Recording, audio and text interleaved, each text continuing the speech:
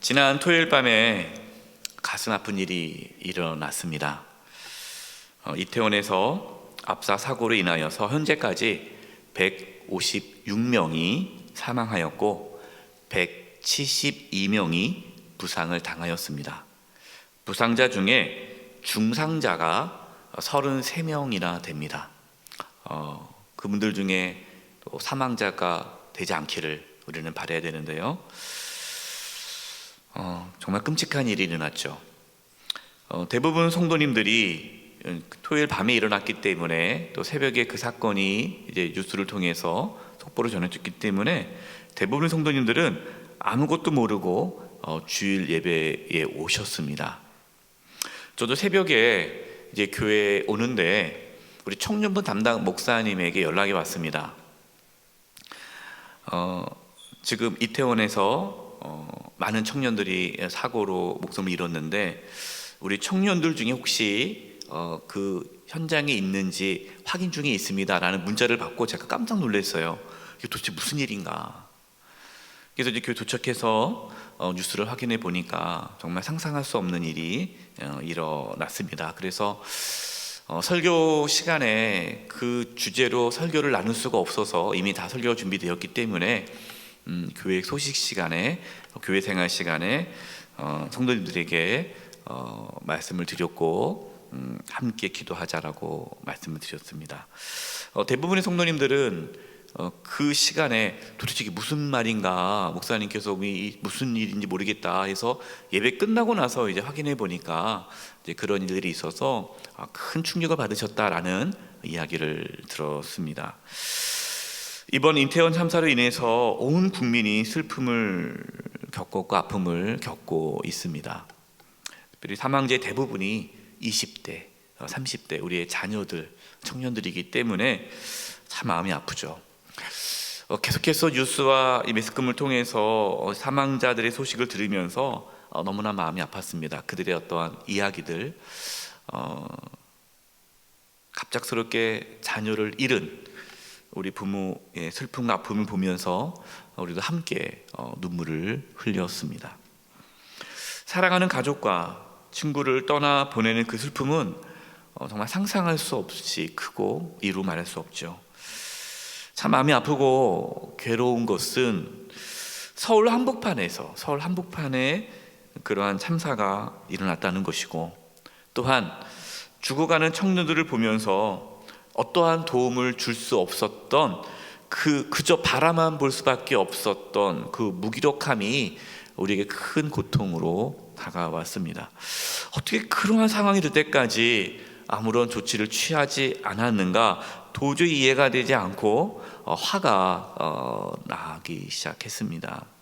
여러분도 아마 이 뉴스나 또 매스컴을 통해서 이제 하나하나 그런 이제 상황들이 노출되면서 분노가 이렇게 일어났을 겁니다. 특별히 112의 신고 녹취록이 이제 전문이 이제 나오면서부터 국민들의 분노가 크게 일어났죠. 그렇게 신고를 했는데 어떠한 조치가 없이 그냥 계속해서 그러한 일이 일어날 수밖에 없게끔 됐었던 것이 도저히 이해가 되지 않습니다.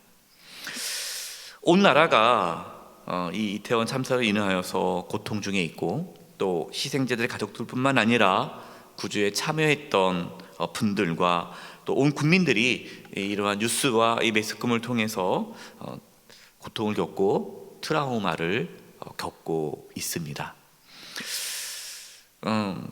제가 이제 이 트라우마에 대해서 지금 이태원 참사로 인한 트라우마가 온 국민들에게 나타나고 있다라는 이야기를 듣고 제가 이제 이 부분에 대해서 이제 자료를 찾아봤는데요. 또 우리나라에 한국 트라우마 스트레스 학회가 있더라고요. 예, 또 그 회장인 또 경희대병원 정신과 건강의학과 교수, 그다음에 또 의정부 송모병원 정신과 건강의학 교수 분들이 이제 인터뷰한 내용을 제가 글을 신문을 통해서 이제 봤는데요. 이렇게 얘기하더라고요. 희생자들의 가족들, 그 희생들의 가족들뿐만 아니라 주변에 있던 모든 사람들, 또 국민들의 그 트라우마, 이 트라우마에서 벗어나는 데 있어서 필요한 과정 중에 하나가 진상규명이라고 얘기하더라고요.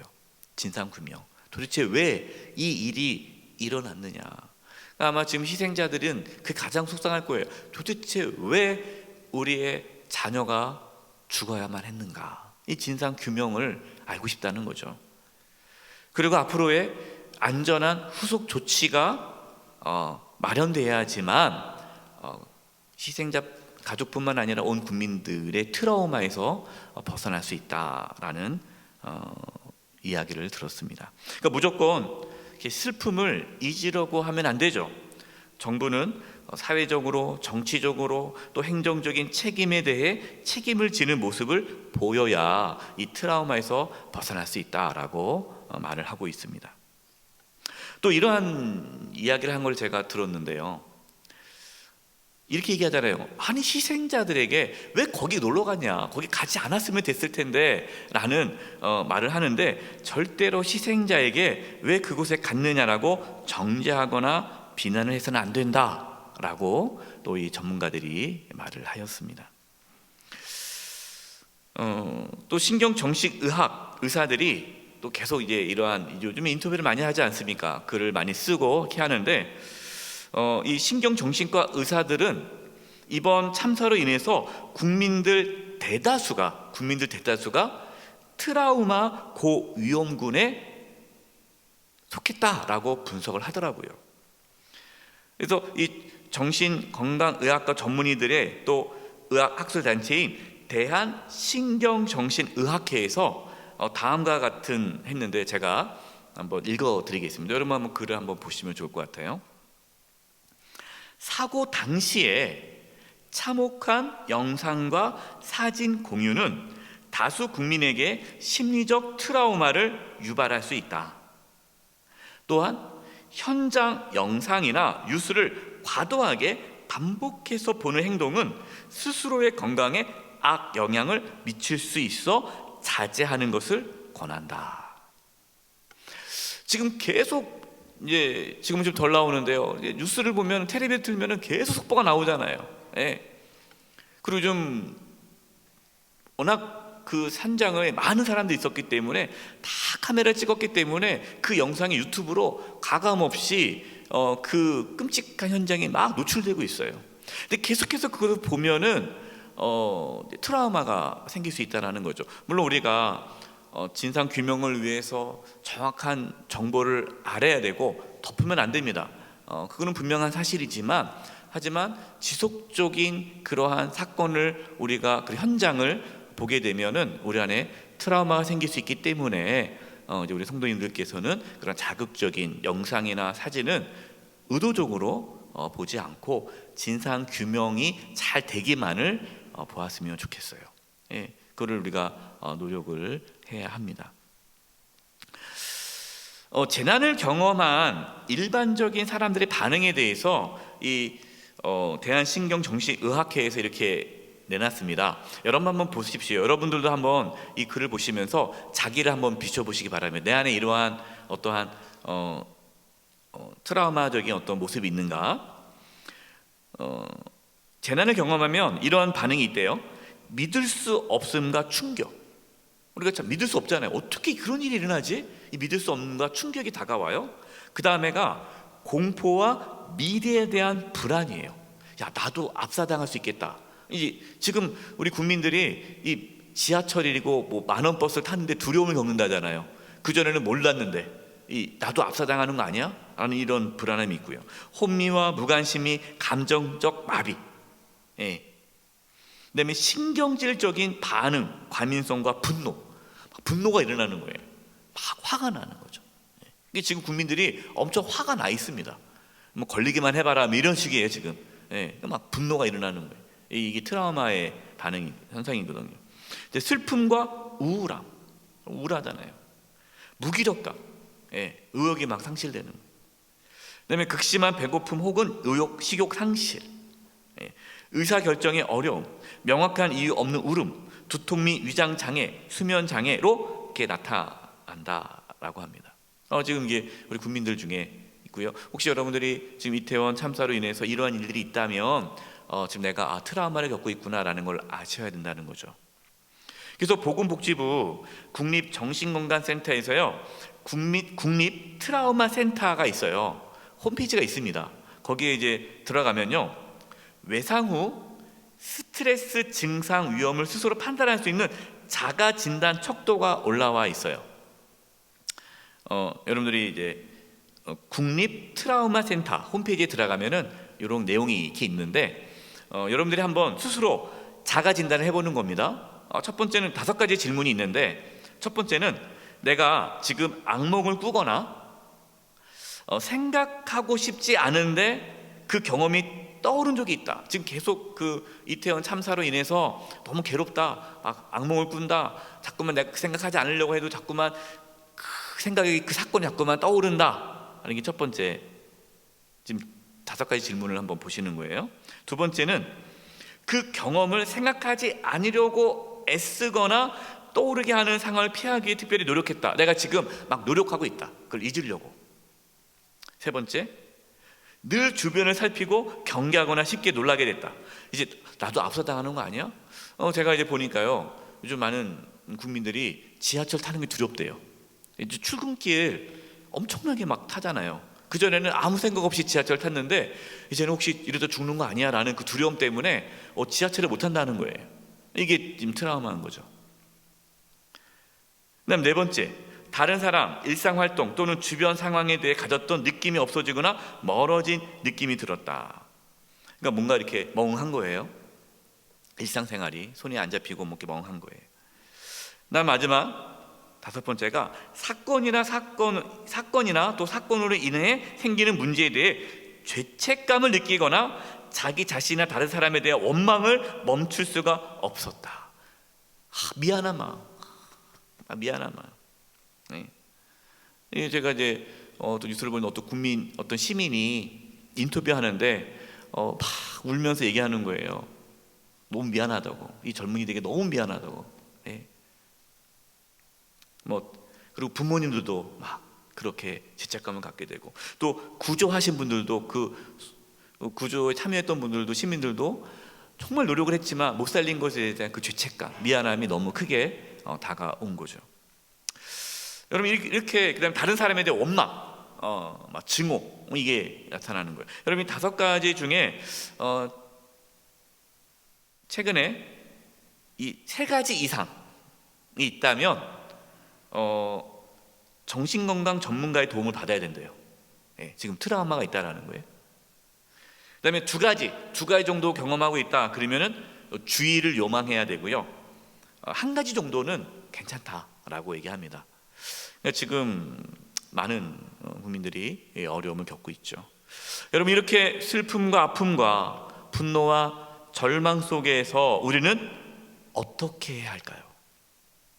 오늘 말씀을 통해 우리 그리스도인들은 이 상황에서 우리가 어떻게 반응해야 되고 어떻게 행동해야 할지를 오늘 말씀을 통해서 나누고자 합니다.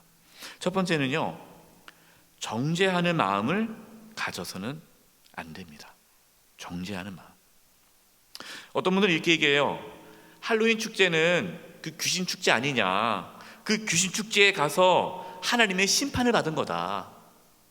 안 갔으면 됐는데 왜 가서 왜 그러냐, 이것은 하나님의 진노다, 이렇게 얘기하시는 분들이 있어요. 그러니까 한마디로 하나님의 심판의 재앙이다.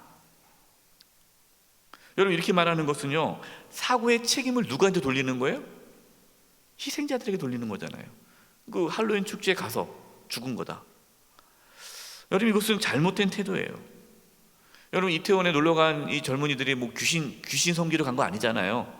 지금 오해하지 마세요. 또 이렇게 말씀드리면 이게 오해스러운 게, 우리 목사님이 할로윈 축제 괜찮대, 가래, 그게 아닙니다. 여러분, 우리 신앙적으로는 좋지 않죠. 근데 여기서 그것이 신앙적으로 옳으냐 그르냐 따지지 말자는 거예요. 그걸 따지기 전에 그들이 죄 때문에 죽었다라는 말을 하면 안 된다라는 거예요. 왜냐면은 그 젊은이들이 거기 할로윈 축제가 무슨 귀신 축제를 알고 간 거 아니잖아요. 그냥 하나의 죽음의 문화 아닙니까? 놀이 문화잖아요. 그냥 놀러 간 거잖아요. 그렇기 때문에 누구나 예외가 될 수 없다는 거예요. 여러분, 우리가 어떤 사고가 일어나면 그 사람이 죄를 지어서 사고를 당했다라고 생각을 해서는 안 됩니다. 우리 그런 생각 있잖아요. 누가 뭐 어려움 당했어요, 사고 당했어요, 그러면 저 사람 죄진 거 아니야? 아니, 그런 생각을 우리는 벗어나야 돼요. 예수님께서도 그러한 생각을 갖지 말라라고 말씀하셨습니다. 누가복음 13장 4절과 5절입니다.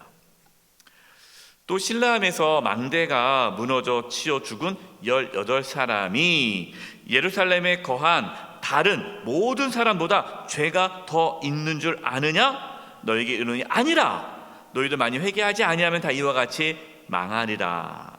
예수님께서 말씀하셨어요. 예수님 당시에 실로암에서 망대가 무너져서 죽은 사람이 18명이 있었습니다. 그러니까 참사죠, 참사. 예. 그런데 그 18명이 죽은 사람이 예루살렘에 있는 다른 사람들보다 죄가 많아서 그들이 죽은 것이 아니다라는 거예요. 그렇게 보지 말아라. 만약에 죄를 지어서 그렇게 죽는다면, 여러분, 우리 중에 살아남을 자가 누가 있겠어요? 다 죽어야죠. 네? 이태원에서 죽은 그 청년들이 우리보다 죄가 더 많아 죽은 거 아니라는 거예요. 네? 따라서 우리는 희생당하는 자를 절대로 정죄해서는 안 됩니다. 또한 자신을 정죄해서도 안 돼요. 예. 아까 말씀드렸잖아요. 어떤 그 시민이 추모하면서 자신이 미안하다고 막 울면서 막 그렇게 하더라고요. 우리 자신을 또 정죄해서도 안 돼요.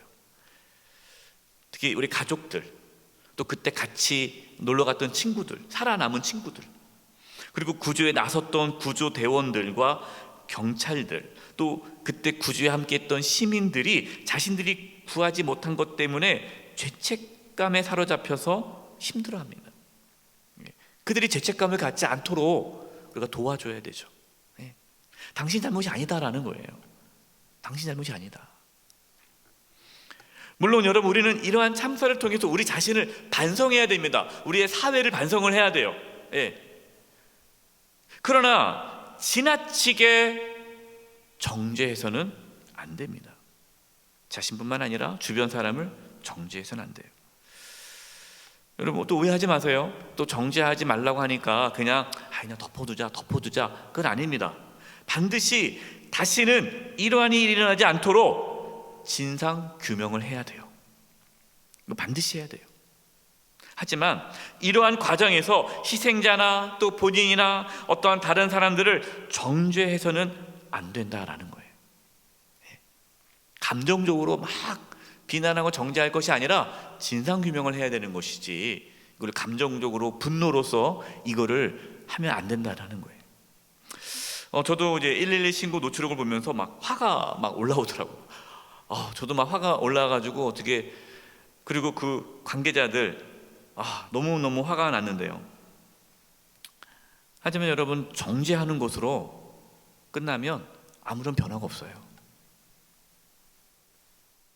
분명하게 책임을 져야 할 사람들은 책임을 져야 하지만, 그러나 일선에서 수고하고 애쓰는 구조대원이나 경찰에 대해서는 비난해서는 안 됩니다.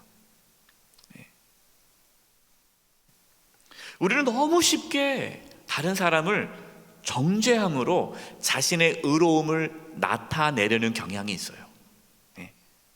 누구나 마찬가지예요. 막 정죄함으로써 마치 자기는 안 그런 것처럼. 참사에 대한 정확한 진상규명이 이루어져야 하지만 우리는 그 누구도 정죄해서는 안 됩니다. 자, 그렇다면 우리가 제일 먼저 해야 할 것은 무엇일까요? 두 번째, 우는 자들과 함께 우는 것입니다. 오늘 본문 15절이에요. 우리 같이 한번 읽어보겠습니다. 시작. 즐거워하는 자들과 함께 즐거워하고 우는 자들과 함께 울라. 여러분, 우리 무엇보다도 함께 아파하고 슬퍼해야 합니다. 함께 눈물을 흘려야 해요. 어떤 분들이 이렇게 얘기해요. 아니, 놀러가서 죽었는데 왜 슬퍼하냐, 왜 그렇게 우리가 하냐라고 말하시는 분이 있어요. 여러분, 그리스도인은 그렇게 말해서는 안 됩니다. 그리스도인은 우는 자들과 함께 우는 자들이 그리스도인이에요. 이 그리스도인의 모습이에요. 네. 한국교회가 지금 이태원 참사로 인해서 슬픔 가운데 있는 유가족들을 위로하기 위해 많이 애쓰고 있습니다. 이거는 당연한 거예요. 여러분, 이 시간 우리가 이렇게 모여서 희생자들의 가족들을 위해서 이제 우리가 기도할 거고요, 또 치료 중에 있는 자들을 위해서 기도할 거고요, 또 구조에 나섰던 모든 분들과 관계자들을 위해서 기도하는 것은 우는 자들과 함께 울기 위해서예요. 우리가 이 시간 함께 울면서 기도할 때에 하나님께서 또 그들을 위로해 주십니다. 우리가 함께 아파하고 기도할 때에 하나님께서 우리의 기도를 들어주시죠. 저는 이제 장례 예배 때, 장례 예배를 인도할 때 유가족들에게 꼭 하는 말씀이 있어요. 제가 말씀드리는 게 있어요. 많이 울라라고 얘기합니다. 많이 울어라, 우시라고. 보통 그렇게 얘기하잖아요. 천국 갔는데, 뭐 집사님, 권사님 좋은 데 갔잖아요. 천국 갔는데 이제 그만 울어요. 이제는 우리에게 천국의 소망이 있잖아요. 막 그러시는 분들이 있어요. 여러분, 그것은 잘못된 태도예요. 울어야 돼요. 아파해야 됩니다. 함께 울고 함께 아파할 때에 또 충분히 아파해야만 회복이 될 수가 있어요. 또 우리가 함께 아파하고 눈물을 흘릴 때 우리 안에 회복이 일어납니다. 지금 성도님들 이 이태원 참사로 인해서 마음이 아프고 괴롭고 가슴이 답답하고 일이 손에 잡히지 않을 수 있어요. 그냥 덮어둬서는 안 됩니다. 다시는 이러한 참사가 일어나지 않도록 애써야 하지만 충분히 아파하고 슬퍼하는 시간을 가져야 한다는 거예요. 그래야 온 국민이 함께 울고 아파해야만 트라우마로부터 치유가 될 수 있습니다. 우리는 이걸 위해서 기도해야 돼요. 우리가 함께 아파하고 울 때 어떤 마음의 자세를 가져야 할까요? 세 번째, 우리는 겸손한 마음을 가져야 돼요. 겸손해야 돼요. 16절입니다. 서로 마음을 같이하며 높은 데 마음을 두지 말고 도리어 낮은 데 처하며 스스로 지혜 있는 채 하지 말라. 여러분, 우리가 다른 사람의 슬픔을 함께 할 때 어떠한 경향이 있냐면 자꾸만 가르치려고 해요. 가르치려고. 뭔가 해결을 해주려고. 내가 뭔가 이렇게 있고 뭔가 이렇게 베푸는 것처럼. 여러분, 우리 교회가 지금 이태원 이 참사로 인해서 한국교회가 많이 섬기는데 교만하면 안 됩니다. 겸손해야 돼요. 옳고 그름을 따지면 안 돼요. 정답을 제시하면 안 돼요. 겸손해야 돼요. 물론 우리가 앞서 말씀드린 대로 이 참사에 대한 진상 규명을 해야 합니다. 하지만 우리의 마음은 겸손해야 돼요. 여러분, 겸손하지 않으면 어떻게 됩니까? 교만해집니다. 교만하면요, 다른 사람을 정죄하고 판단하게 됩니다. 그러면 안 된다는 거예요. 여러분, 정치인들은요, 이거를 가지고 자기의 어떤 정치적인 힘을 발휘하려고 이용할 겁니다. 그리고 각 진영들도 막 그럴 거예요. 여러분, 우리는 거기에 휩싸이면 안 돼요. 지금 이럴수록 우리는 더 이상 분열과 다툼이 일어나지 않도록 객관적으로 진상 규명이 이루어질 수 있기를 하면서 겸손하게 이 일을 접근해 가야지, 교만해 가지고 뭔가 내가 사회의 어떤 정의를 세우겠다는 식으로 막 이렇게 하면은 위험할 수 있다는 거예요. 겸손하게 나가야 한다. 우리는 이번 이태원 참사를 통해서 인간이 참 연약하다는 것을 깨달아야 합니다. 인간이 참 연약하다는 것. 여러분, 서울 한복판에서 그렇게 많은 젊은이들이 생명을 잃을 것이라고 누가 상상이나 했겠어요? 물론 여러분, 이태원 참사는 자연재해가 아닙니다. 이것은 인재예요. 인재. 그렇기 때문에 계속해서 말씀드리지만 진상 규명을 해야 합니다. 그럼에도 불구하고 인간은 참 연약하기 때문에 완벽하게 안전할 수 없다라는 거죠. 여러분, 오해하지 마십시오. 인간은 연약해. 뭐 아무리 우리가 시스템을 잘해도 연약해 그러니까 불안하게 삽시다라는 뜻은 아닙니다. 불안하게 살라는 뜻은 아니라 우리가 연약하다는 걸 깨닫고 하나님을 바라보자는 거예요. 지난 시니어 아카데미 공개 강좌에서 수소교회 황명호 목사님이 오셔서 죽음을 준비하는 그리스도인이라는 주제로 말씀을 전해 주셨어요. 참 많은 은혜를 받았습니다. 아직 말씀을 듣지 않으신 분이 계시다면 여러분 교회 홈페이지에 들어가시거나 우리 교회 유튜브에 말씀이 올라와 있습니다. 강의가 올라와 있습니다. 꼭 들으시기 바랍니다. 여러분 죽음은 늘 우리 곁에 있어요. 우리가 죽음 앞에 겸손해집니다. 여러분 그 누구도 죽음을 이길 수가 없잖아요. 죽음 앞에 모든 사람이 공평해요. 왜? 다 죽으니까. 여러분 또 이걸 또 오해하셔서 그래 어차피 다 죽으니까 괜찮다 이 말씀이 아니에요.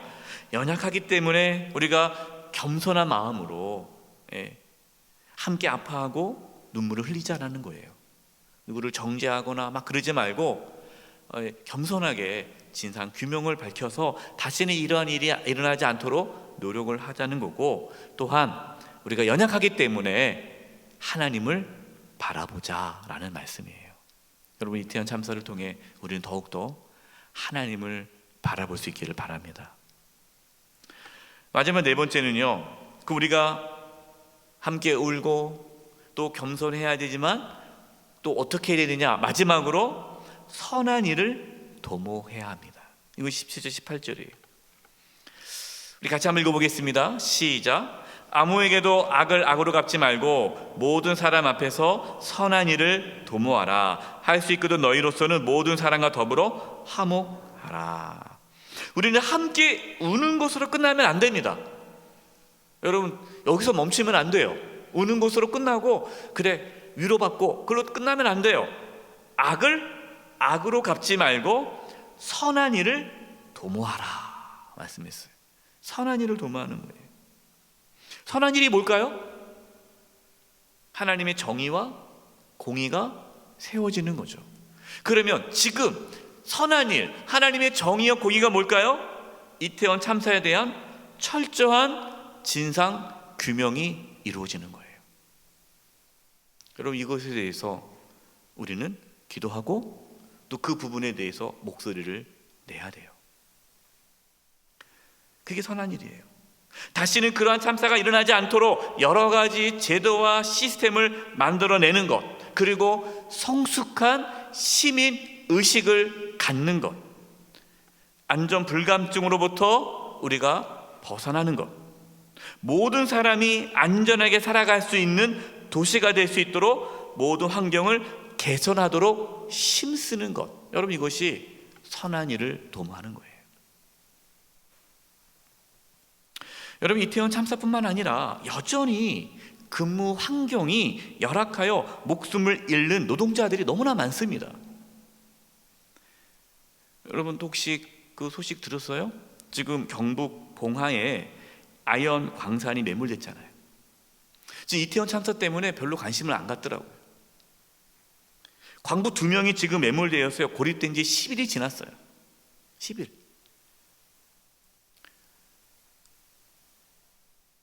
10월 15일에도요, 여러분 아실 거예요. 빵 만드는 공장에서 젊은 직원이 안전관리가 제대로 이루어지지 않아서 목숨을 잃었어요. 그냥 우리는 어떻습니까? 그런 사건이 일어나면은 막 화를 내요. 분노해요. 그걸 끝나버려요. 어떠한 변화가 없는 거예요. 지금도 열악한 근무 환경에서 생명의 위협을 느끼면서 일하는 분들이 적지 않습니다. 많은 노동자들이 지금도 산업 현장에서 목숨을 잃어요. 여러분 모든 근무자들이 안전한 근무 환경에서 일할 수 있도록 노력을 해야 합니다. 이것이 선한 일이에요. 생명을 소중히 여기고 생명을 지키는 사회가 될 수 있도록 힘써야 합니다. 힘없는 자가 억울한 일을 당하지 않도록 하나님의 정의와 공의가 바로 세워지는 나라가 될 수 있도록 각자의 자리에서 선한 일을 해야 합니다. 여러분, 이것이 그리스도인들이 감당해야 할 사회적 책임이에요. 여러분, 오늘 우리는 이태원 참사로 인하여서 슬픔과 아픔을 겪고 있는 희생자들의 유가족들과 또 치료 중에 있는 자들, 그리고 모든 국민들과 우리 성도님들의 그 치유와 회복을 위해 기도하기에 모였어요. 또한 지금도 환난과 고난 가운데 있는 자들을 위해 기도하고 이 땅에 하나님의 나라가 온전히 세워지기를 기도하기 위해 모였습니다. 여러분, 우리가 오늘 함께 기도할 때에 하나님께서 이 땅을 치유해 주시고 회복해 주시고 위로해 주시기를 간절히 축원드립니다.